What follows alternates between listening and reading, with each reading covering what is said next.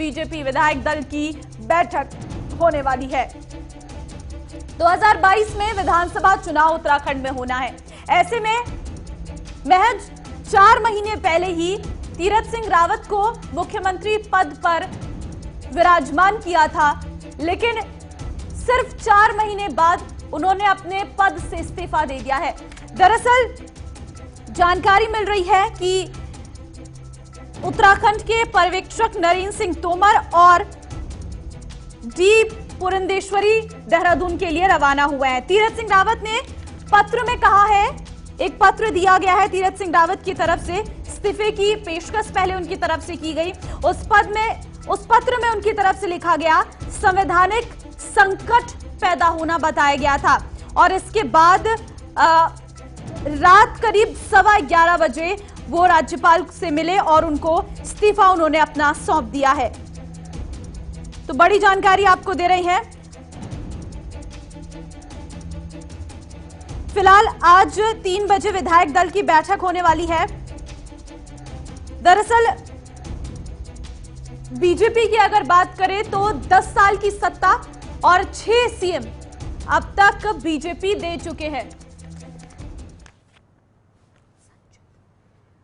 धनराज गर्ग हमारे संवाददाता इस वक्त हमारे साथ जुड़ गए हैं, साथ ही साथ संचित शर्मा भी इस वक्त उत्तराखंड से हमारे संवाददाता हमारे साथ जुड़ चुके हैं।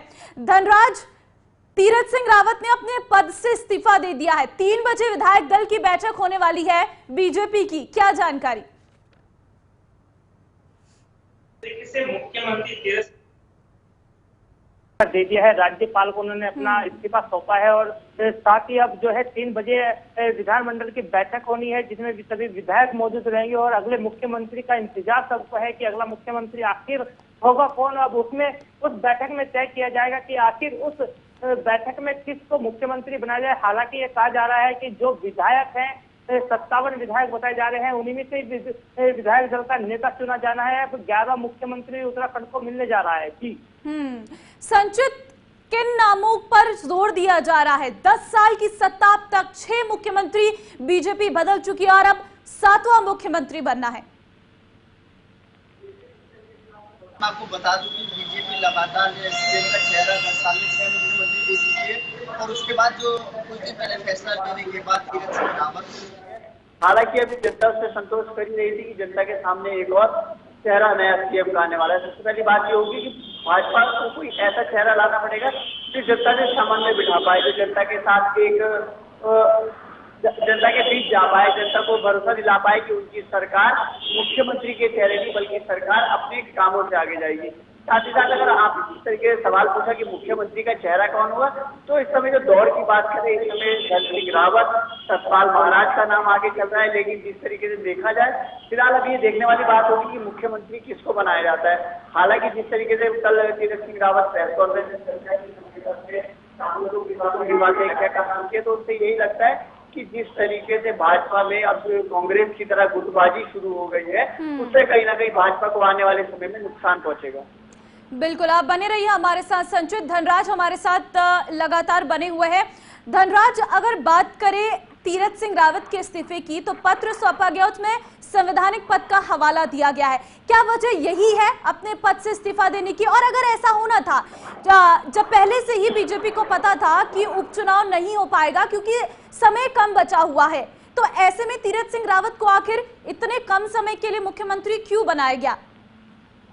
जी बिल्कुल ममता, एक बड़ा सवाल है कि इतने कम समय के लिए मुख्यमंत्री क्यों बनाया गया है तीरथ सिंह को, क्योंकि 115 दिन का ही कार्यकाल उनका रहा है। तो कहीं ना कहीं जिस तरीके से जनता, यदि कांग्रेस की बात करें या फिर विपक्ष की बात करें, तो विपक्ष लगातार हमलावर है। जिस तरीके से मुख्यमंत्री ने पत्र लिखा है कि संवैधानिक का हवाला उसमें दिया है, लेकिन कांग्रेस का कहना है कि जिस तरीके से संवैधानिक का हवाला दिया है, ये बिल्कुल बहाना बीजेपी ने बनाया है। हालांकि कारण कुछ और ही है, क्योंकि बीजेपी के अंदर गुटबाजी का बात उन्होंने कही है कांग्रेस ने, और अभी कांग्रेस उस पर प्रेस कॉन्फ्रेंस भी करने जा रही है कि किस तरीके से बीजेपी के अंदर गुटबाजी चल रही है।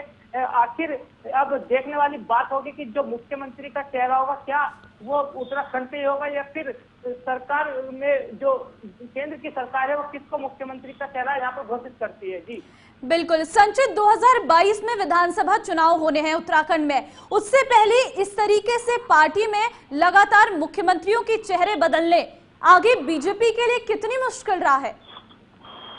देखिए, जिस तरीके से भाजपा मुख्यमंत्री का चेहरा बदल रही है और 2022 में विधानसभा चुनाव होने, विधानसभा चुनाव के लिहाज से जो विशेषज्ञों का कहना है, जो राजनीतिक विशेषज्ञों का कहना है, वो मान के चल रहे हैं कि इससे जो भाजपा है उसको भारी नुकसान पहुंचेगा। इस तरीके से जो कांग्रेस जो भाजपा में गुटबाजी शुरू हो गई है, अभी लोगों ने संतोष किया था कि तीरथ सिंह रावत के ऊपर जिस तरीके से लगातार आपने देखा होगा कि तीरथ सिंह रावत के कई बयान से जनता काफी नाराज थी, उनको काफी ट्रोल किया गया।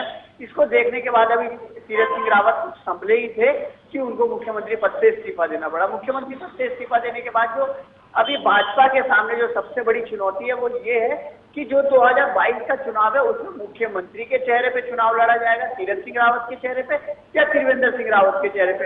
हालांकि भाजपा के जो आला कमान के अधिकारी हैं उन लोगों का कहना यही है कि भाजपा एक पार्टी है जो अपने कामों के लिए चुनाव लड़ती है, अपने कामों पे चुनाव लड़ती है, लेकिन जिस तरीके लेकिन 2022 बीजेपी के लिए एक बड़ी चुनौती भी है। संचित और धनराज